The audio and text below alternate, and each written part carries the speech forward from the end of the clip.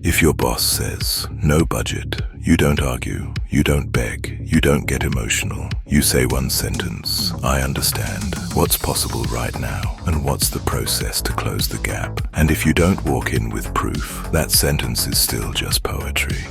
So today, you're getting two things you can use this week: a one-page evidence pack and the negotiation protocol you run in the room.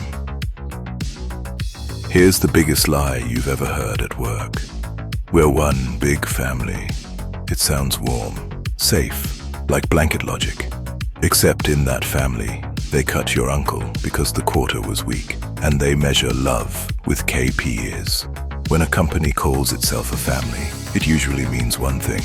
They want you to work longer, complain less, and treat exploitation like loyalty. Now the brutal version. Your job is a transaction. You sell time and skills. They buy outcomes. End of story. And most men walk into a raise conversation like a child asking for a toy. I've been working hard. My bills went up. I'm trying. The market does not pay for your stress.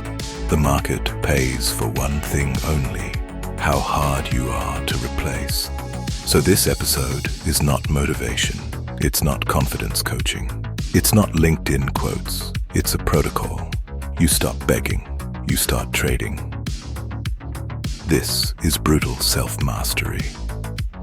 Welcome to the system. Let's diagnose the disease. Why do most people lose negotiations before they open the mouth?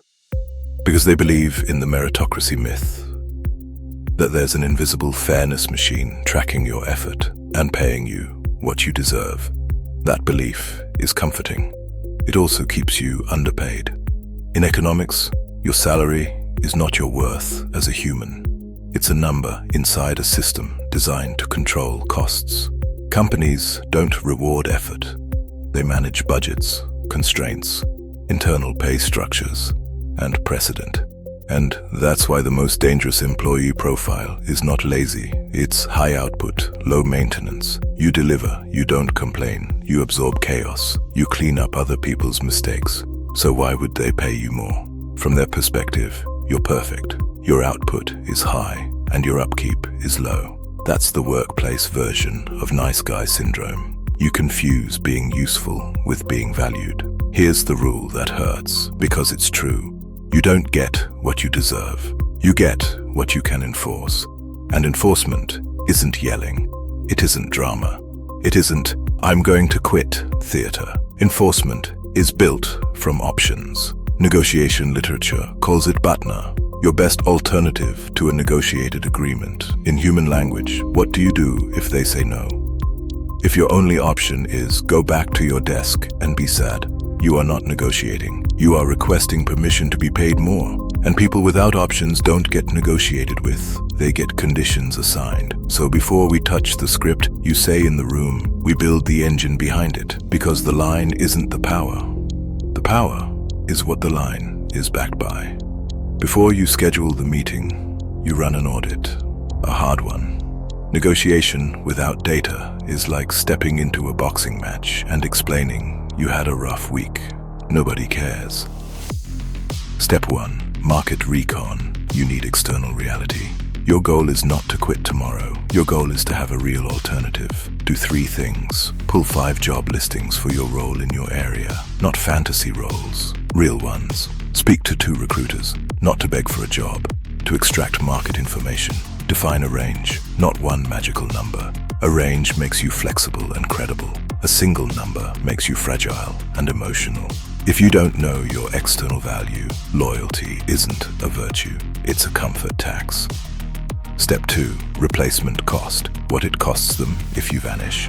Ask one question: if I vanish tomorrow, what breaks? Not, they'll miss my mug. Not, they'll feel bad. Real cost. Recruiting costs, time and money. Training costs, time and money. Mistakes cost time and money. And even if they hire a good replacement, there's a slow period. Onboarding is friction. Systems are friction. Context is friction. What you're really measuring is this: how much chaos does your absence create?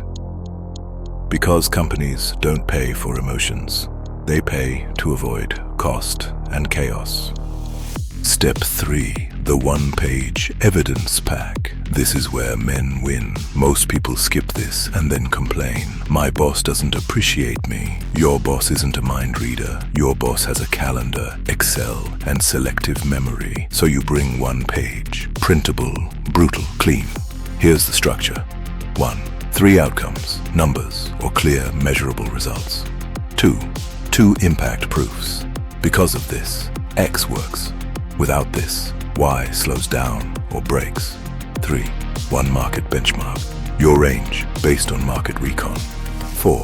1 forward plan, what you'll deliver next quarter or half year. And the psychological shift happens automatically. You stop saying, give me a raise. You start saying, here's the ROI. That's not a plea. It's an offer based on objective criteria, which is a core principle in classic negotiation frameworks. Let's make it real. Mark is competent, quiet, reliable. He runs operations, fixes problems before anyone sees them. He's the system glue. But he goes into the raise meeting like this. I've been working hard. I've been here a long time. He loses. Every time. Now we run the protocol. Mark's one-page pack looks like this. Outcome 1. Reduced order errors from X to Y over 8 weeks. Example. Outcome 2. Cut processing time by Z minutes per batch by changing workflow. Outcome 3. Trained 2 new hires to full speed in half the usual time. Impact proof 1. When I'm off, X waits for approvals and throughput drops. Impact proof 2. This process works because I built the shortcut nobody documented.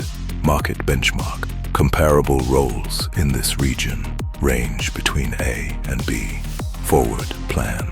Next quarter, I'll deliver these 3 improvements. Now Mark isn't begging, he's pricing a service. That's the difference between being a good worker and being a difficult to replace asset. Step 4. Negotiation isn't a movie scene. 15% or I walk. That only works if you can actually walk. Otherwise, it's cringe.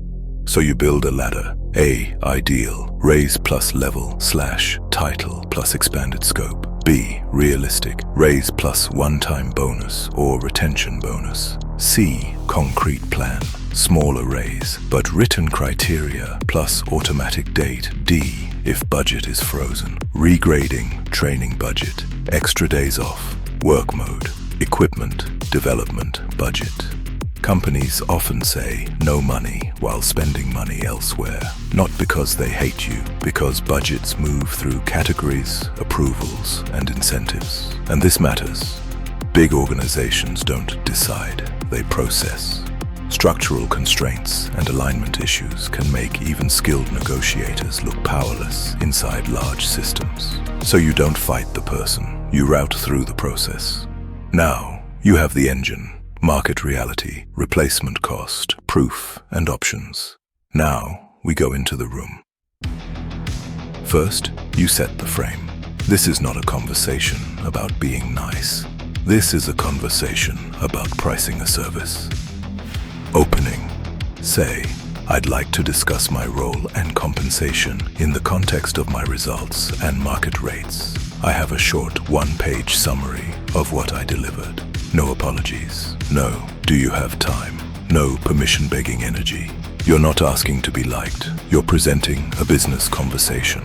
You don't ask, you price. Then you anchor. And yes, anchoring is real. Tversky and Kahneman's work on judgment under uncertainty describes how people adjust from an initial anchor instead of evaluating from scratch. And research shows anchoring influences even experienced professionals, not just amateurs. Negotiation-focused research and teaching at Harvard's program on negotiation highlights how first offers can shape the bargaining range. So you use anchoring responsibly, not with fantasy numbers, with market-backed pricing. Say, based on my results and the market range for this scope, the valuation of my role this year is X, not can I have X. That's the difference between a beggar and a professional.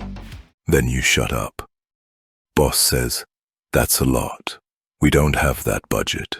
You pause 4 to 5 seconds, and then you deploy the sentence that forces clarity. "I understand. What's possible right now, and what's the process to close the gap?" That question is a blade, because it attacks what corporations use to avoid accountability, vagueness, and it's psychologically clean. It doesn't accuse, it doesn't threaten, it demands structure. Now, 3 classic excuses and how you respond. Excuse 1, no budget. You say, "I understand." Then let's clarify 2 things. 1, what's possible now? And 2, what specific conditions and date make the adjustment automatic? I want it clear. If you hear, "We'll see," you say, "Great. Then let's set a date to revisit and the exact criteria that make the answer yes." Without that, it's not a plan, it's hope. Excuse 2, HR needs to approve. You say, "Of course. Who makes the final call, and what range can we close at this level? I want to understand the decision path." You're now negotiating the system, not begging a person. Excuse 3, if we do it for you, others will ask. You say, "I understand. I'm not negotiating for others. I'm pricing my role based on results and the market. If the company wants to retain key people, it needs a system for that." You're not attacking, you're testing maturity. When you hear, "Let's revisit in 6 months," translation is, "Go away, and I hope you forget." So you introduce memory. You say, "Okay, then let's define the conditions required and a specific date when it becomes automatic, and let's confirm it by email." Companies run on amnesia. You install a log file, closing the meeting so it doesn't evaporate. You end with a forced choice. I want to leave this meeting with a clear next step, a decision, or a dated plan. Which one are we choosing? Then you do the move 90% of people avoid because they're scared. The follow-up email, because verbal conversations are easy to rewrite later. Written summaries are harder to gaslight. Short. Thanks for the discussion. Summary. We covered X, Y, Z. We agreed that by here exact date, we return with a decision. Or I deliver A, B, C, and the adjustment applies from here exact date. Let me know if I missed anything. Post-negotiation documentation is a standard best practice in many negotiation contexts because it reduces ambiguity and creates a record of commitments. That email is your anchor over time. You're thinking, "That sounds aggressive. My boss won't like me." Listen carefully. If someone stops liking you because you defend your valuation, they never liked you. They liked that you were cheap and quiet. There's a difference between being liked and being respected. The nice guy buys liking with a lower salary. The player buys respect with competence and outcomes. Now, exit protocol. Exit protocol is not a threat. A threat without power is cringe. Exit protocol means you have options and you can activate them without theatrics. And this is where behavioral economics matters. People feel losses more intensely than equivalent gains. That's a core idea inside prospect theory and loss aversion. So your manager might resist raising your pay not because they hate you, but because budgets feel like losses and uncertainty feels dangerous. Your job is not to fight their emotions. Your job is to build a situation where keeping you is the lower risk path. So if after 2 attempts you only get fog, you do 3 things. Clarify the process, who decides and when. Request regrading or role change or alternative budget path. Build a real external offer in parallel. And then corporate magic happens. Budgets stay frozen until losing you becomes a real risk. Negotiation isn't a word fight. It's options, process, and proof. Your ego wants praise. Your bank account needs leverage.